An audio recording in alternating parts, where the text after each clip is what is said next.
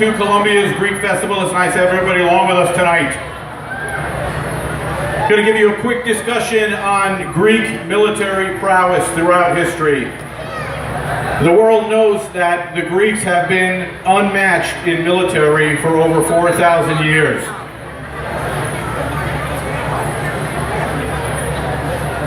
For over 4,000 years, the Greeks have stood and fought for freedom against any and all comers. Starting with the Greco-Persian War in the 5th century BC, the Greeks, heavily outnumbered, stood their ground against the mightiest empire in the world, the Persian Empire. Famous battles like Marathon, Thermopylae, Salamis, and Plataea secured freedom for not only Greece, but for all of Western Europe. Following that, we had the world's youngest and only undefeated world conqueror in the Macedonian Greek, Alexander the Great. The entire world spoke Greek. Then came the Roman Empire.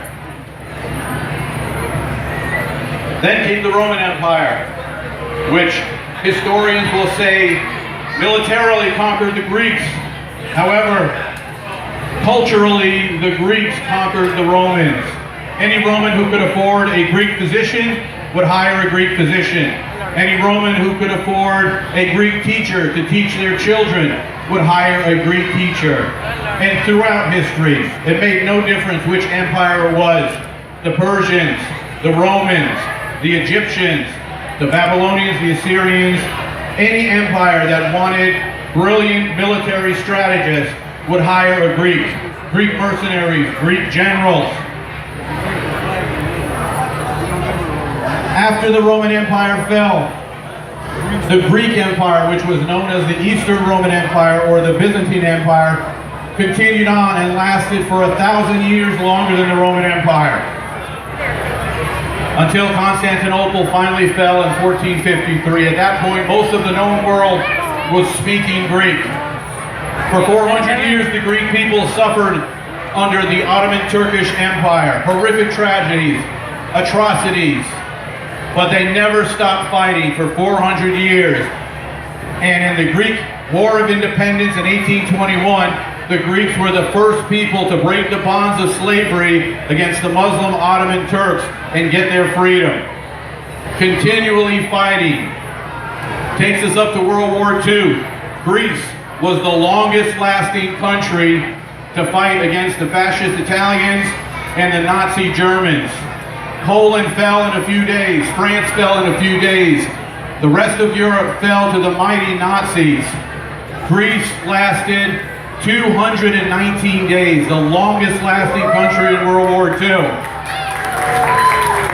As a matter of fact, all of the military and civilian leaders in World War II agreed, from Russia's Joseph Stalin, Germany's Adolf Hitler, Benito Mussolini from Italy, Charles de Gaulle from France, Winston Churchill from England, Franklin Roosevelt from the United States.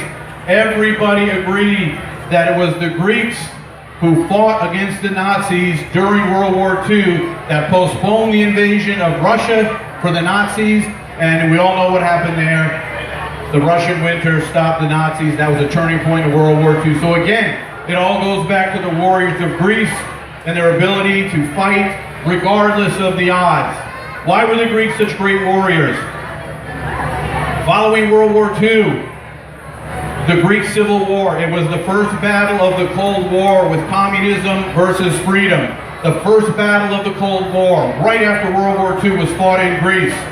Greece had been decimated by World War II, but they continued to fight against communism. They very easily could have been another country under the communist bloc, behind the Iron Curtain, but they did not stop fighting, and the freedom fighters won in Greece, defeating communism. It was the first victory of the Cold War for democracy over communism.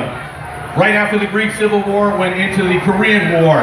There was a Greek brigade fighting for the United Nations in the Korean War.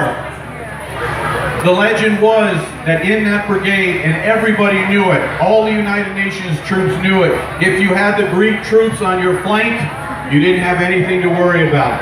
The legend was that you could only wear a mustache in that brigade if you had killed a man in hand-to-hand combat, not with a rifle or a gun, It had to be in hand-to-hand combat.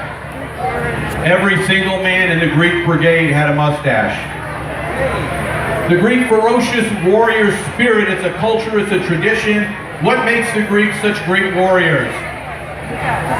Part of it is their training. One of the things they did in training was a war dance. Now that's not new only for the Greeks. Many cultures had war dances. The Vikings, the Egyptians, the Persians, even here in North America, the Native Americans would do war dances.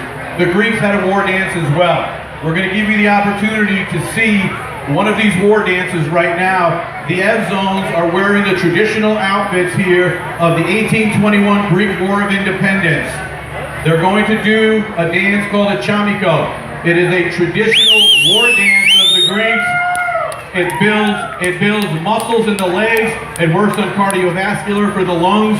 And most importantly, it builds muscle memory. If anybody has any experience in martial arts, like karate has katas, these are very similar to that. It allows you to build up strength and endurance. It builds camaraderie amongst the men, and it gets you fired up for warfare. So without further ado, ladies and gentlemen, the Evzons of Greece with the Chamiko war dance.